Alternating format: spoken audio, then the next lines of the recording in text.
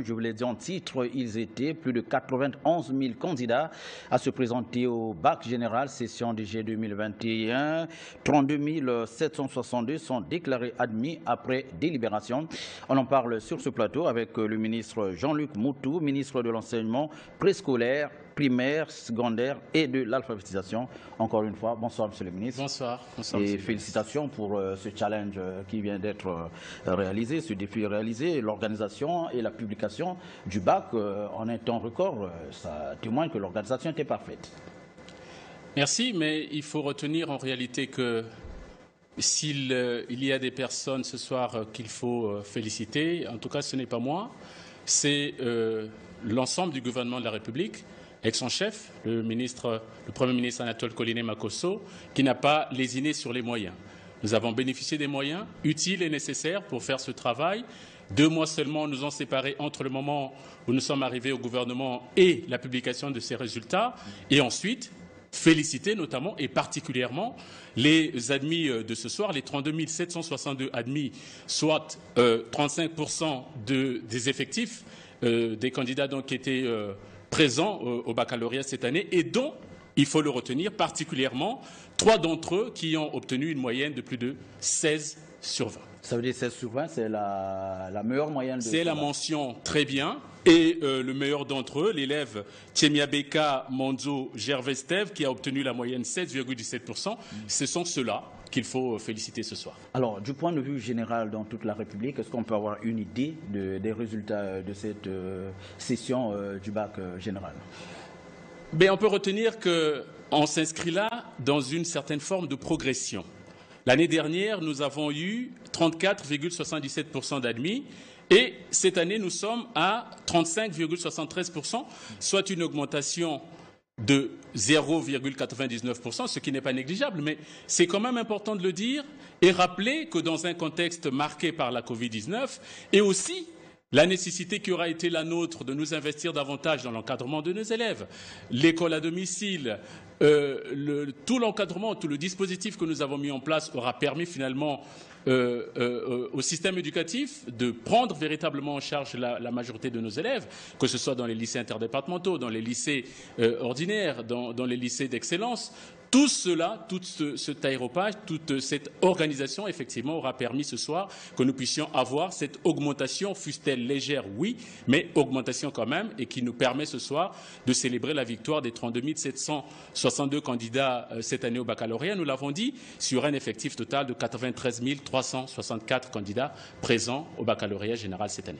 Merci, Monsieur le ministre, mais vous allez rester sur ce plateau. On va continuer cette édition avec vous parce que tout à l'heure, si tout va bien de l'autre côté du montage, nous verrons comment ces résultats du bac ont été publiés.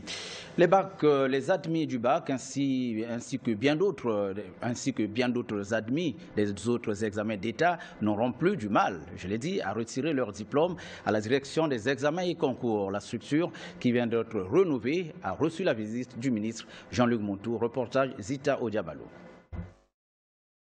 Chose promise, chose due, à son passage à la direction des examens et concours, au lendemain de sa nomination à la tête du département de l'enseignement préscolaire, primaire, secondaire et de l'alphabétisation, le ministre Jean-Luc Moutou rassurait les agents de cette direction de la transformation de leur cadre de travail, autrefois vétuste. Et aujourd'hui, les premiers résultats sont bien là, avec la métamorphose du service des diplômes. Nous avons trouvé sur notre table de travail un certain nombre de dossiers importants qui nous avaient été légués par notre prédécesseur au sein du ministère, M. Anatole Koline-Makosso, aujourd'hui Premier ministre chef du gouvernement, et qui, dans son élan de modernisation de notre système éducatif, avait ce projet en ligne de mire.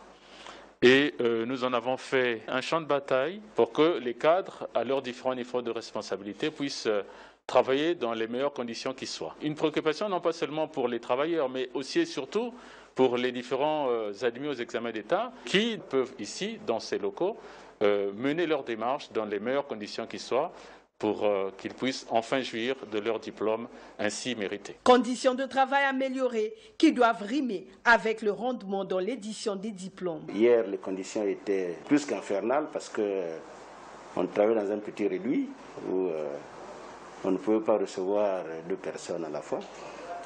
Bon, aujourd'hui, le ministre Moutou est arrivé, il a réalisé ce bijou qui nous permet aujourd'hui de travailler dans des conditions optimales.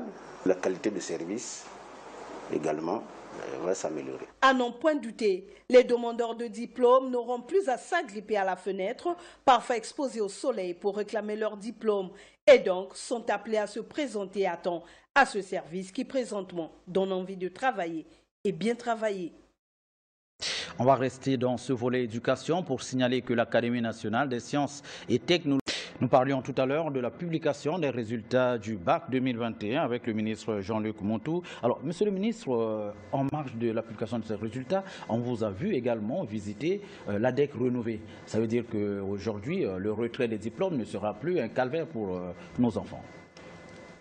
C'est conforme à l'idée que monsieur le président de la République, chef de l'État, son Excellence, M. Denis Sassou Nguesso, se fait de l'école congolaise, moderne, et qui répondent aux attentes de formation de notre jeunesse, de façon à pouvoir tirer les meilleurs dividendes possibles de cette jeunesse dans les années qui viennent. Et cet effort que nous sommes en train de consentir, mais ce n'est pas seulement au niveau de l'ADEC, c'est aussi faire en sorte que sur l'ensemble de notre territoire national, ce maillage en infrastructure, notamment scolaire, se fasse.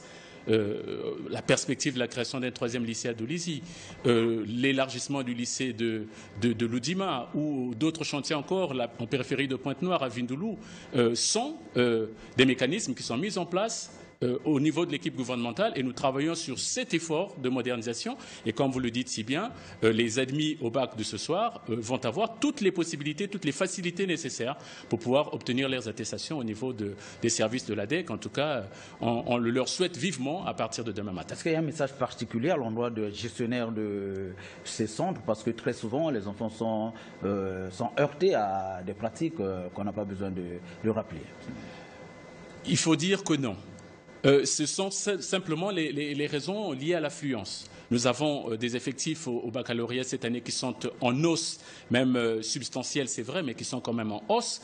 Et les enfants admis au baccalauréat, dès demain, je peux vous le dire, pour ne pas dire ce soir, vont affluer au niveau de l'ADEC pour essayer très rapidement d'avoir ce sésame entre leurs mains. Et ce sont très certainement ces difficultés liées à l'accueil, à tous ces enfants qui vont déferler au niveau de l'ADEC, qui, quelquefois, sont à l'origine de ces frustrations que l'on peut observer ou de ces désorganisations que l'on peut observer au niveau des services l'ADEC, mais ce qui est sûr, c'est que cette année, nous avons pris toutes les dispositions nécessaires de façon à ce que toutes ces choses se fassent de façon suffisamment organisée et pour que les enfants, effectivement, puissent jouir pleinement de leur précieux sésame. Monsieur le ministre, permettez que j'aille un peu vite en besogne. À quand la prochaine rentrée? C'est peut-être trop vous demander. Non, ce n'est pas trop me demander. Nous avons fini là une bataille. Une autre bataille va commencer, celle relative justement, comme vous le dites si bien, à la rentrée des classes. Vous le dire avec exactitude maintenant, ce serait peut-être un peu précoce, mais en temps normal, nous savons que la rentrée, c'est au 1er octobre et les équipes travaillent déjà à l'heure actuelle sur la rénovation d'un certain nombre d'infrastructures, sur les affectations, sur le renouvellement du personnel à la tête des établissements scolaires. Bref, tout cela relève de notre responsabilité. Nous y travaillons déjà parce qu'aujourd'hui c'est fait, nous préparons déjà demain. Merci Monsieur le ministre. Je pense qu'on aura peut-être certainement l'occasion à la faveur d'une éventuelle tribune de débat de toutes ces questions liées à l'éducation. Mais on va prendre le mot. Monsieur le ministre, on a terminé. Peut-être un dernier mot avant que vous ne quittez ce plateau. Dire à tous les candidats un peu malheureux de ce soir que ce n'est pas une fin en soi, mais ce qui est important de retenir notamment, c'est que le baccalauréat est une grande opportunité pour chacun d'entre nous. C'est une fenêtre qui s'ouvre sur le monde. Et il est toujours bon, en tout cas pour chacun d'entre nous, pour chacun de nos candidats, de satisfaire à cet exercice une fois dans leur vie. On va se souvenir que les lycées interdépartementaux, fleurons de notre système éducatif, ont fait partout 100%. Le lycée d'excellence de Mbunda a fait 93%. Que le lycée, le département de la Likola n'est pas en reste avec 33% d'admis cette année et que le département du Kwilu est le premier cette année, c'est quand même quelque chose de spectaculaire. Mais il faut dire en réalité, monsieur le journaliste, c'est que il est bon d'attirer l'attention de nos enfants sur la nécessité d'apprendre, encore et encore, de faire beaucoup d'efforts, de se concentrer, de travailler, mais parce qu'il en va de leur propre développement, il en va de leur propre réussite. Et puis, le Congo ne se développera que lorsque tous ces enfants se seront démarqués sur le plan de la réussite. Et ça, c'est très important. Il faut qu'ils aient la culture de l'apprentissage tout au long de leur vie. Et cet effort, cet investissement, cet engagement, il faut qu'on le lise encore et encore chez chacun de nos enfants, de façon à ce qu'ils puissent prendre la mesure nécessaire, la pleine mesure de ce que leur développement passera par leur réussite, leur investissement, et il n'y a pas d'autres itinéraires, il n'y a pas d'autres chemins qui mènent au succès, qui mènent à la réussite que celui de l'école, et il faut qu'ils intègrent définitivement cette approche, qu'ils s'investissent davantage pour que demain, et eux et nous puissions tirer véritablement les dividendes de ce développement humain et mettre à profit toutes ces valeurs, toutes ces compétences au service du développement de notre pays. Monsieur le ministre, pour terminer, est-ce qu'on peut avouer qu'aujourd'hui le succès de cette organisation réside dans le fait qu'il y a eu une continuité dans l'action, puisqu'aujourd'hui vous gérez le département à un niveau un peu plus élevé? Ça, on l'a déjà dit, monsieur le journaliste, si vous voulez qu'on revienne un petit peu sur ça, mais nous avons été à l'école d'un grand homme, aujourd'hui Premier ministre, chef du gouvernement, nous avons appris, nous avons bien appris, c'est ce qui justifie, mais pas tout seul, c'est toute une équipe d'hommes et de femmes qui, depuis longtemps, depuis des années peut-être, si je peux le dire, ont travaillé d'arrache-pied au sein de ce ministère pour consolider les bases et faire en sorte que tous ceux qui peuvent venir derrière puissent connaître un succès, même modeste, mais un succès quand même, et qui permet justement de construire, de renforcer la résilience de notre système éducatif. Merci, Monsieur le ministre, pour toutes ces explications. Je rappelle que nous recevions le ministre de l'enseignement préscolaire, primaire, secondaire et de l'alphabétisation, Jean-Luc Montou, qui s'est prononcé sur la publication des résultats du bac session 2G 2021. Veuillez vous abonner à votre chaîne YouTube Zoom et Focus pour être le premier à recevoir nos nouvelles vidéos. Merci.